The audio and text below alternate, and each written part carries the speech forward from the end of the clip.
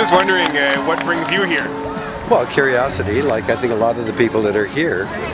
Big question to me is this really a moment? Is this our Middle Eastern moment when people are rising up and saying we've got to take back our country, take back our democracy, which I don't think we have now, and stop serving the corporate agenda? Seems like money is everything that determines what our priorities are now, and money, the economy, is just a means to something else, surely. The economy by itself is nothing. We use the economy for something else. Do we want justice? Do we want greater equity? Do we want environmental protection? Those are the kinds of things that I'm interested in, and if that's part of what this movement is, it's a very exciting moment. What I am excited by is to see all the young people, because this is about the future for these young people that is being sacrificed for the sake of the corporate agenda right now. And I'm delighted to see people saying we're going to take that back. Take this country back. But I think the issues are going to be the same across the country, and that is that we are now being ruled by what seems to be the corporate demand. The corporations come above the public, and this is simply intolerable. It can't go on. What are corporations for?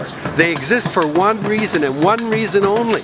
They may be doing things that we need that are really useful, but their only reason for existence is to make money. And the faster they make the money, the better it is. And that's just not an acceptable way to run the world. What about people? What about the future and jobs for young people? What about the opportunities for young people? Surely to God, that comes before the desire just to make money. We need greater democracy, and one of the things about young people is they're not bothering to vote.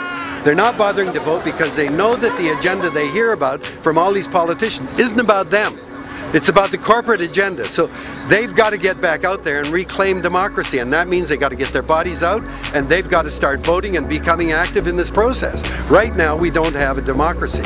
They've got to retake that. They've got to talk about the obscene difference in the 1% of the population that are creaming up, making huge amounts of money, wanting to avoid taxes or any kind of responsibility to create jobs.